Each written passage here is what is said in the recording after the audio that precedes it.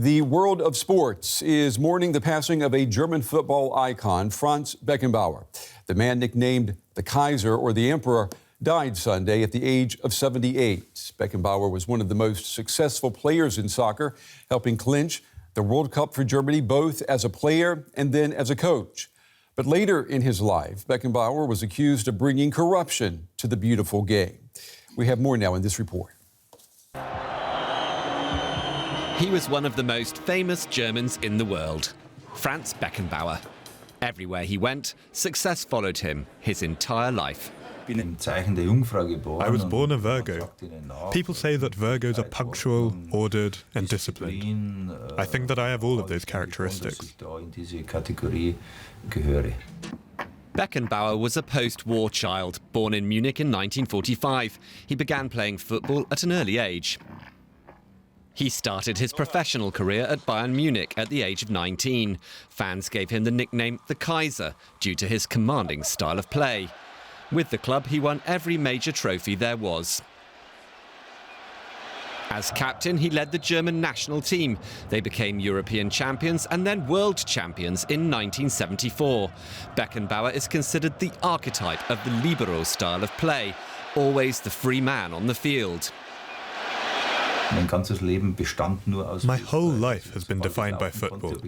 As soon as I could walk, I began kicking a ball. And then I managed to perfect that a little.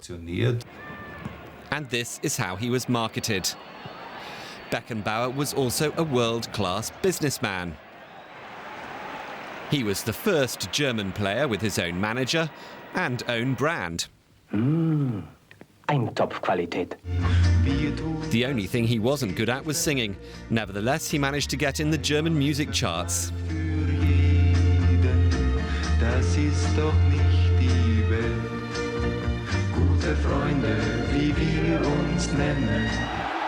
In 1977, his career took him to New York.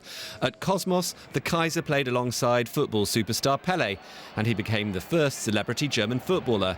Andy Warhol himself painted Beckenbauer's portrait. He ended his career on the pitch at the age of 38, and then became manager of the German team, leading them to World Cup success in 1990. His career led him to many posts, including jobs at Bayern Munich and at FIFA, football's world governing body.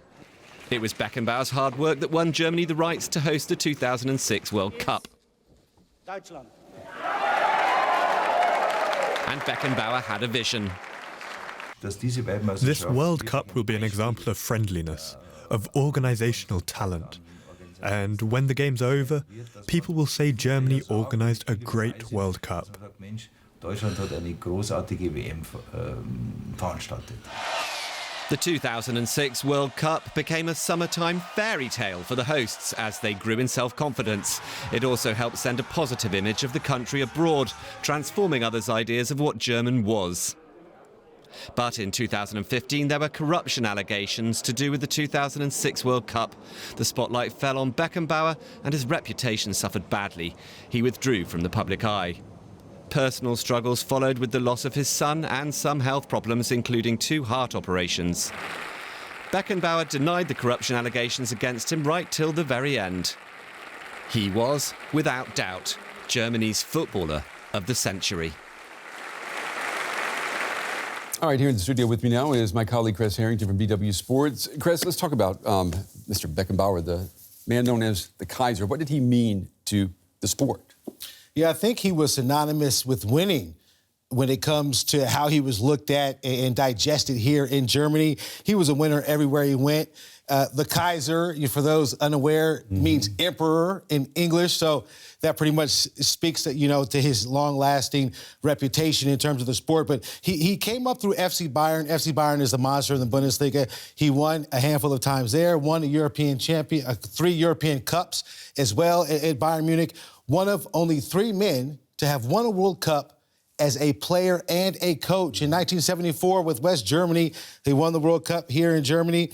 In 1990 versus Argentina, he was calling the shots as the manager, and then they won another one. You know, he was quite remarkable, and he actually went across the pond overseas, playing with other legends like Pele for the New York Cosmos. We did hear certain things in the report about dark clouds, you know, about these allegations of dubious payments that led to Germany being awarded the World Cup in 2006. Because of his health, I believe the prosecutors stopped pursuing him. And sadly, he passed away on Sunday. His family let the world know, and they're grieving, and they would like everyone to respect, you know, this time. What did he mean for Germany? You know, I think he is, being an American, I can only pretty much compare him to the likes of a Michael Jordan in a sport. You know, when you think about the sport of football, as they refer to it here in Germany, he speaks volumes. I think his name carries a lot of weight. As I mentioned, him being a winner everywhere he went. And he was admired everywhere he went also. And here's a small story. In 1974, West Germany, Evan Kosteda, the first German black, made his debut in the World Cup. He wouldn't have played. I interviewed Evan Kosteda. He told me himself that he would not have played if it weren't for Franz Beckenbauer.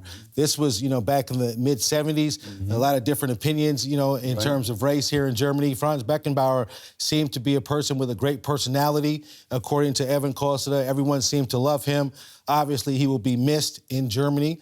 I think never forgotten, of course. But in terms of someone replacing him and what he represented for the sport, I don't think that will happen. I think calling him the Emperor is fitting, considering, you know, he had the golden touch. Everywhere he went, he won. You know, the World Cup is the ultimate prize in the sport. Winning it as a player and as a manager, I think, is remarkable. And, I mean, what can you say? I think it's a horrible loss to this country and to the sport of football. Yeah, Franz Beckenbauer dead at the age of 78. Chris, it's always good to have you in the studio. Thank you. Thank you.